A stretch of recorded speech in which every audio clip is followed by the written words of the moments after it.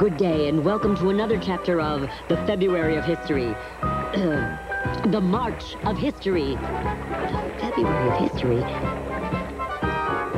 The Revolutionary Army of General George Washington, in retreat before the British, has all but completed its historic escape across the wintry Delaware River. All that are left are General Washington and 31 of his brave but cold men. But how do I know that you're the General George Washington? Don't you recognize me? My picture is on the money. Look at my wig. It's a powdered wig. Look at the teeth. Wooden teeth. I am George Washington. I am the man who chopped down the cherry tree. Oh, you expect me to believe that you told all that to your father? No, I had to. He was under it at the time. Ah, then you're the man who almost killed the grandfather of our country. Oh, please, the men are getting cold and the British are coming. Oh, you sound just like Paul Revere. I'll talk. Now, sir, please. No, my offer stands firm. 12 bucks. Now, you know, and I know, $12 a boat is too much on behalf of your country. I offer you $8 a boat. $8? I wouldn't dream of such a thing. These happen to be some of my very best boats. Let's have a little respect for the price of liberty here. But I'll tell you, make your deal, $11 a boat. $11? What are you working for, the British? What about $9 and we'll get on with the revolution? Oh, you army guys are all the same. You want something for nothing. I'm a small businessman, a taxpayer, and I'll tell you, this conversation's getting taxing. Tell you what, $10 per boat, take it or leave it. The Continental Army has no choice. $10 a boat it is. And that's only because you're a very nice guy. That's even less than half of my 4th of July weekend, and I believe life is a give-and-take proposition. Yes, I give and you take. Ah, funny. Now, how many men will fit in each boat? A total of 5 men. How about 6? You men good at rowing? All right. 5 men per boat. Now, how many men total do you have? Well, including myself, 32. Ah, well, then allow me to mathematize. 5 men per boat, a total of 32 men. Now, if I take 6 boats, that will take care of 30 men. Horrors! You wouldn't dream of leaving 2 men alone here on this side of the river, would you? Now, I am paying for 6 full boats at $10 per boat. That's $60. Now, do you have any smaller boats? A dinghy, a windsurfer, an inner tube? Nay! Now, you're not going to make me pay another $10 for a 7th boat. You're not going to do that. My good man, I rent it by the boat, not by the man. I suggest that if you have 2 extra men, and you do, that thou rentest a 7th boat. $70? Don't you realize what's at stake here? If I don't cross that river tonight, 200 years from now, little boys and girls are going to have to say schedule instead of schedule. They're going to have to eat steak and kidney pie instead of apple pie. The Yankees will have to play cricket instead of baseball, and worst of all, they won't name a city after me. Oh, my heart bleeds for you, but not enough. You need 7 boats at $10 apiece. Now that's it. Pay up. All right. Here you go. $70 in traveler's checks. Thank you. Very smart move. All right, here you go, your generalship. Here's your ship. Step right aboard. Be careful. There you go. How do I look? Oh, no, other way around. Look better. Better side. Do I look presidential? Yes, much better. Now, can I interest you in buying a few oars? Oars? Whoa, Take that! And that!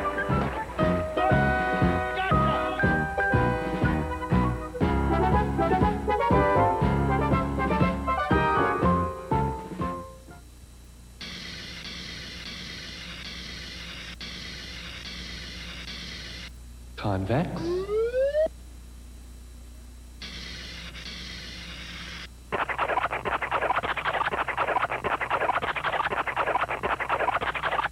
Concave.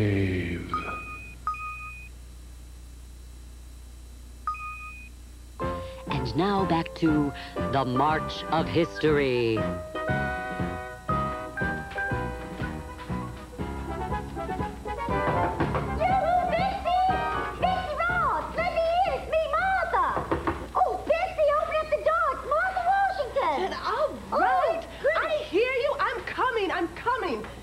Isn't even old and gray. Oh, Arthur! What are you doing here this time of day? Oh, thank goodness you're home. George just sent a messenger. He needs more tents immediately. Come in. I'm working on them now. if he isn't throwing his money away across the river, then he's fighting the British. What's he doing now? Well, the messenger said he was fleeing the British. He was going to cross Delaware River and save the Continental Army. Oh, isn't that romantic? A midnight boat ride. Well, he better get home soon. I gave the cook the night off, and it's George's turn to do the dishes. Okay, be honest with me. Tell me, be brutal. What do you think? Red and white stripes. Well, I thought George wanted the tents to be blue with white stars. No, George wanted the blankets to be blue with stars and the tents to be red with white stripes, but I'm running out of tent material. Is that all? Well, there are 32 yards here. Well, how many yards do you need to make a tent? 5 yards. Well, let's see. That means you can make 6 more tents with 2 yards of material left over for which you haven't any purpose. Ah, but do you know what I was thinking? What? Remember last time George was here, he said something about needing a flag? Uh-huh. Why not use these 2 extra yards to make the flag? Horrible! Why, the colors clash. 13 stripes and 13 stars. Why, Betsy, 13 is such bad luck. Oh, too bad. Well, you know, I'm the last person that wants to throw out extra material, but that's history.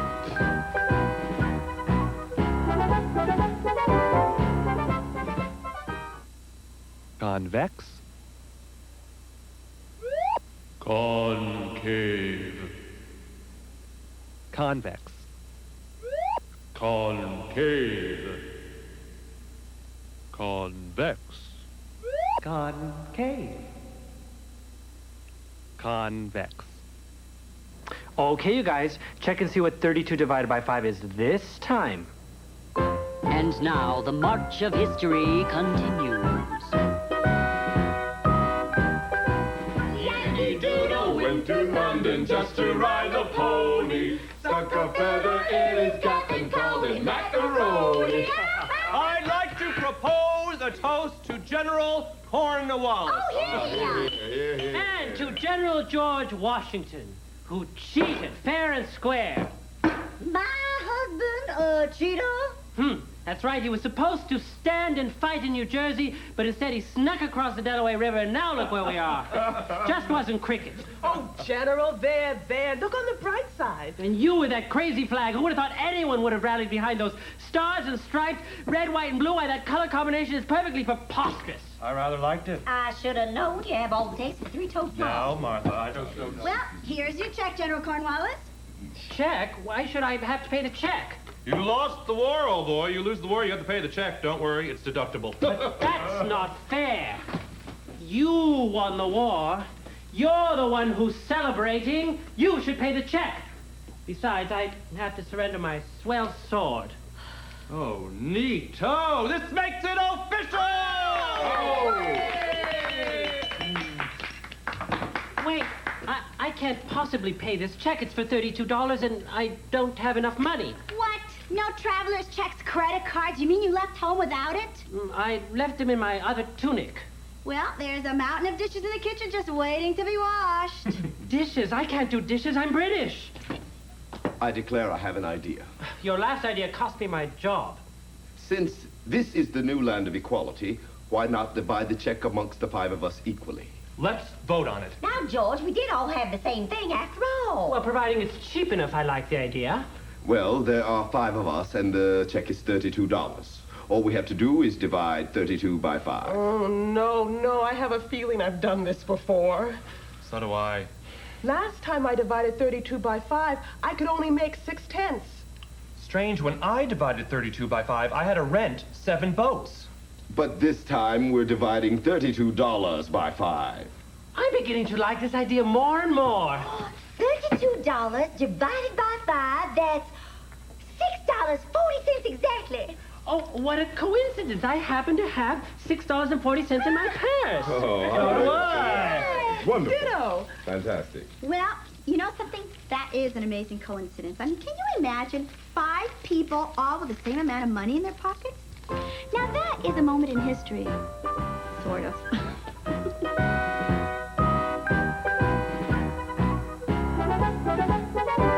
This is Glitch from Mathnet. This next bit is tricky and pretty hard to follow. I couldn't follow it. I even got a bloodhound, and he couldn't follow it either.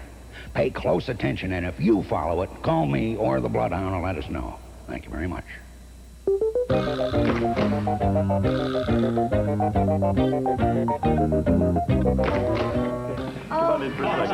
I didn't think the audience was going to let you leave. Will you close the door? I can't stand that music. It's piercing. You know, one of the things, music, I really enjoy coin-operated machines and all. Yeah. And, speaking of coins, I wonder if I might use this. I have a coin here, which you can use. I'm going to, excuse me, just a second. Oh, my goodness. I have the coin here, which I saved in. Oh, excuse me, I see you have one right over there, too. Oh, yeah. And we put one in there, and one there, and one there. Chris, you told me you were broke. And we have one there. There. You drop that in. Oh, excuse me, right. Oh, sorry. gosh, look at this. Stuck to your ear there. Yeah. And one to the other ear there, too. Right to it. And then we have a whole bunch of them there, and one right over there. Oh, there's one by your avocado. Love this. Did you make that necklace yourself? There's Yeah, I one on cut the it other side, right here. myself. There's one of the and one there, and there. We have, oh, excuse me, under your arm, right there. I You have one, can't and we can do that, and we can get one from there, and we have this one here, and then we reach right in there. Oh, out of thin air? Right out of thin air. Well, have you ever heard of fat air? No. Right down in there. And then we have a bunch of them right there. Oop, one drop down here. Yeah. I'll get that, and we'll put it right up. Is that enough? No, that actually isn't enough. Excuse me for just a second, if we could just open your mouth. We have some more, and now we have plenty. Because we're going to do something with some coins. I want you to make 2 lines of the coins on that, because you want you over here. Make sure she makes 2 lines. You don't have to use all of those coins. In fact, don't use all of them. Make 2 lines on there and give the rest of them to Chris, and you put your hand on them so I can't see how many she's giving to you. All right. Got it. All right? Now, you got to keep these safe, huh? Okay. Yeah. Okay, All have you right, done wait a that? minute. Now, it's important for what we're about to do to use an odd number of coins. So if you have 2 equal numbers there, Louisa, give him 1 more, Okay. making an odd number of coins that you have left. All right, all set. Now you have 2 rows. Uh-huh. They are an equal number except that there's 1 more in 1 row. We'll call that the long row. Okay. Now, I want you to name a number that is less than the total number of the long row, and just call it out loud. Any number at all. 5. Remove that number of coins from the long row. All right, Okay? done. Now, you see that how many there are left in that row? Yeah, Remove that number from the other row. okay. Okay, have you done that? Yeah, done. Okay, now remove all the rest of them from the first row, Okay, there we go. and you have a number left on the table. Uh-huh. Okay, think of that number. Let me see if I can get the... Okay. 4. There are 4 coins left on the table. do that? Is that it? 4 coins. That's it. Wonderful. Okay, let me explain to you how this happened. These coins don't enter into it at all. We had 2 rows of coins. Yes. Actually, an equal number plus 1. That's our long row.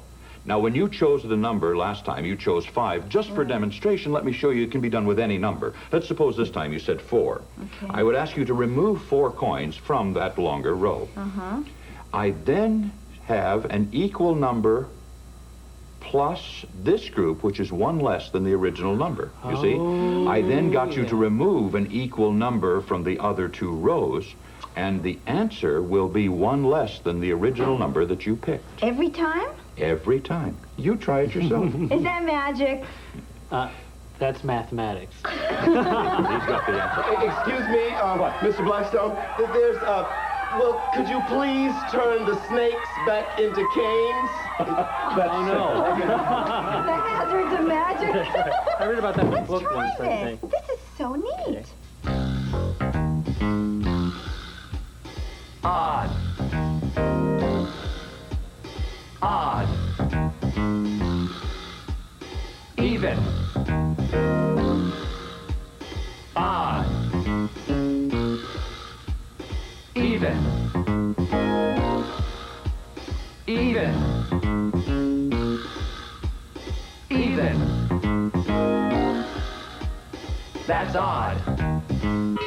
This program contains ideas. If you're not used to viewing programs with ideas, the management is not surprised, but nevertheless, the fact remains, this program contains ideas.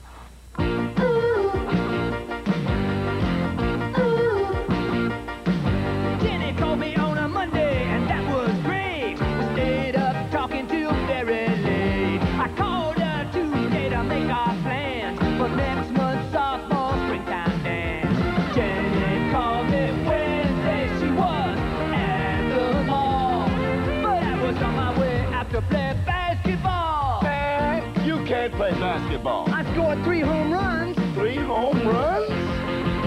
I called Jenny Thursday. Yeah, I called Jenny Friday. Saturday, the telephone rang and my mom said, Jenny, it's Jenny again. I called her on Sunday to see what you take on a picnic later down at Goodman's Lake. Jenny called me Monday. We had a super talk. Then I went over to her house. We took the dog for a walk. Wait a minute, Jimmy. Jenny doesn't have a dog. No, but she's got a leash. I called Jenny Tuesday. I called Jenny Wednesday. Called me Thursday. We talked for a year. And Dad said, James, is that phone glued to your ear? today is Friday. I thought the phone would ring. I thought Jenny would call me about that dance club thing, but she hasn't called me, and I'm a little upset. Well, it's only 8 and, well, the day's not over yet. Yeah. So, do you see a pattern here? Try to find a pattern here. Look for a pattern, Chip. Now it's your turn to call her according to the pattern. Just look at the pattern and I called her then. Hello, Jenny. Oh, baby, I was waiting for you to call. I guess it was my turn to call, huh? I didn't know about that pattern, you know. So what's happening, baby? You want to come over sometime? We'll do some division or something? Come on, you guys. I'm talking to my girlfriend. Oh, baby, I love you. Hey, listen, what do you want to do tonight? Square root. Oh, I love you. Hey, come on, stop it. The story you are about to see is a fib, but it's short. The names are made up, but the problems are real. 2:43 p.m. and absolutely gorgeous in San Francisco for that time of day, but we were working the day watch out of Mathnet in Los Angeles. My partner is George Franklin. The boss is Thad Green. My name is Monday. I'm a mathematician. We were working on the case of the missing dirt, a case involving the disappearance and reappearance of 3 dump trucks. When they were stolen, they were full of dirt. When they were returned, they were empty. We decided to look at a scene from yesterday's show to see if we had missed a clue. You know, Kate, maybe it's not a crime we're trying to solve. What do you mean? Maybe it's a prank. You know, somebody just fooling around like kids on Halloween. Ringing doorbells, soaping windows, extortion. Pranks like that. What makes you say that, George? Because nothing is missing from any of the trucks. One of the first things people learn when they go into the robbery business is to take something. Otherwise, there's no robbery. But, George, something is missing. What is missing? The dirt. Someone is stealing the dirt. I remembered something else George said yesterday after having been called to the scene of 3 phony dump truck thefts within 4 hours. He said, maybe we should get part-time jobs here. And that's exactly what we did. With Steve and Sam posing as truck drivers, George and I took jobs as cook and counterman. We figured when the next dump truck load of dirt was stolen, we'd be on the scene to nab the perpetrator. That's it. Pig in a blanket. What? Ham sandwich, Kate. You get it? Pig in a blanket. Uh-huh. I like an onion with that, if you'd be so kind. Pin a rose on it. Hey, Bud. Me?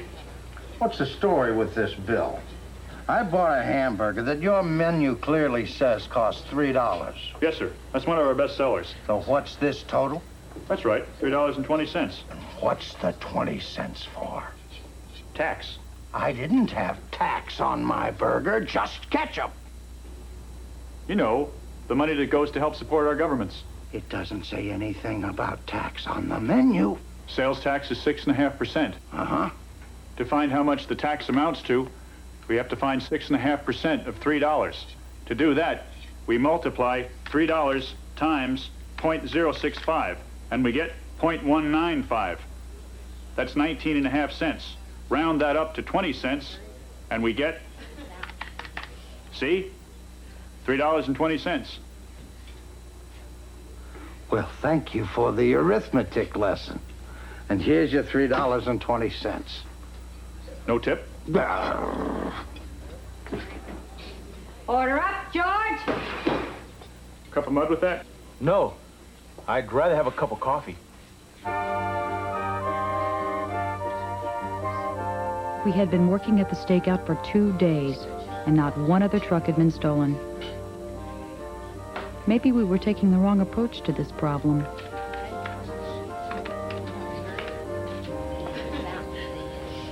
Well, you probably wouldn't recognize me in this getup, but I'm... George Franklin, a Mathnet. How are you?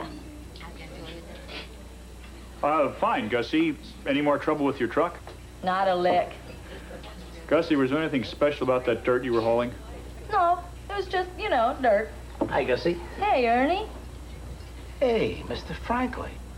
You two know each other? Sure, we're working the same job. Chef, can I see you for a moment? Yep. So you two are working for the same company? Yep. Hey, guys, what's up? Your trucks aren't missing again. No. But they're working the same job. And the third driver, too? Barney? Yeah, they swapped his truck, too. Where are you working? Corner Parkwood and Valley View in Glendale. We're hauling from an excavation, taking the dirt out to Canyon Country and coming on back for more. How long you been working there? About a week. Worth looking into. Come on, George. Let's roll. Sure thing, Kate. Help yourselves to the mud.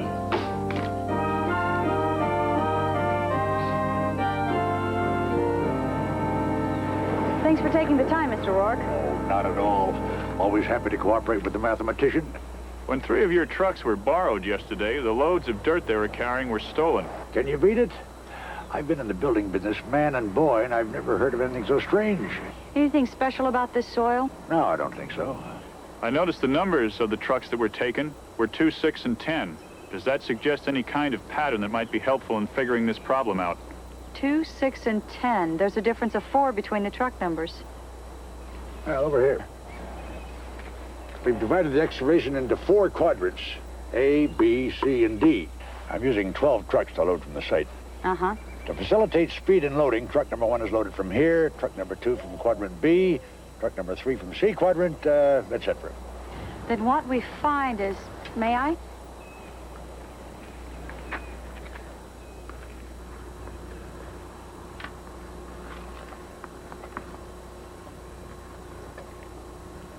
Kate, there is a pattern here.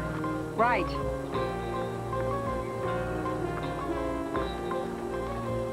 What we find is the trucks that were stolen, numbers 2, 6, and 10, were all carrying dirt from the same quadrant, quadrant B. Guess you're right. I never thought of that before. I don't think there's anything so special about any of this dirt. Well, take a look if you like. Come on, help yourself. Thank you. We brought a soil sample back to the lab where Debbie Williams analyzed it. I've broken it down, mathematicians. Look at the charts.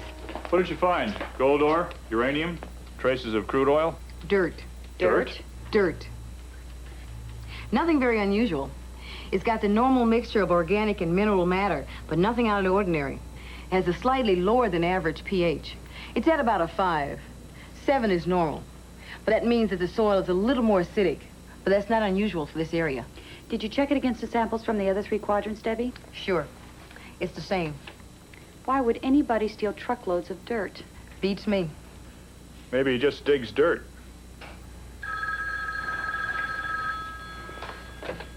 Mathnet, Monday. Oh, hello, Mr. Rourke. Thank you very much for returning my call. I was wondering if you could tell us how fast those dump trucks can go. 45 miles per hour? Thank you very much, sir. Let's try and figure out how far those trucks went. Why, Kate? They had to dump the dirt and get the trucks back to the truck stop. If we could figure out where they dumped the dirt, maybe we could shed some light on this puzzle. We know the 3 drivers all stopped at the same place, and they all took a break of about 45 minutes. But let's say the thief only had about 35 or 40 minutes in which to use the truck and dump the dirt. Okay, but they could have driven no more than 20 minutes one way because they had to come back. And Rourke said the truck could go 45 miles an hour. 45 miles in 60 minutes. But they could only go 20 minutes each way. 20 is what fraction of 60 minutes? 20 is 1/3 of 60. So if the truck could go 45 miles in 1 hour, it can only go 1/3 that far in 20 minutes. So figure 1/3 of 45 miles. 15 miles. Borrow your met, Debbie?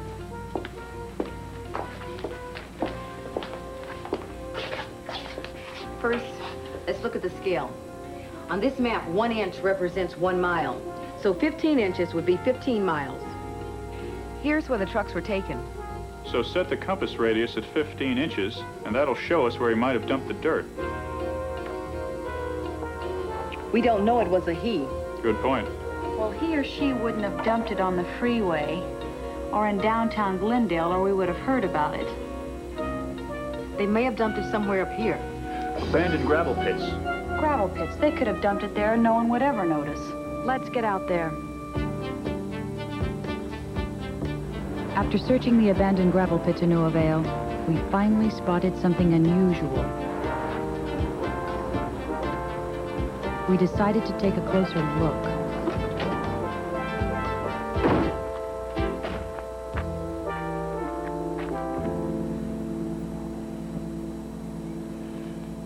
What do you make of it, Kate? Someone was digging here. It's as though they were looking for something. What if the dirt isn't valuable? Uh-huh. What if something that is valuable was buried in the dirt?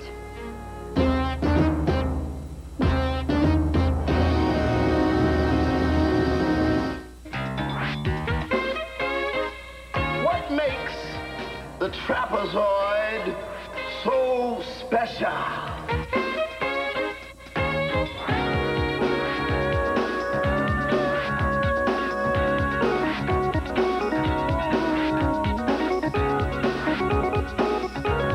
Thank you, sir. Kate, I think we can make an assumption. What's that? Whoever was sifting through the dirt found what he was looking for. 100% of Square One TV is a production of the Children's Television Workshop.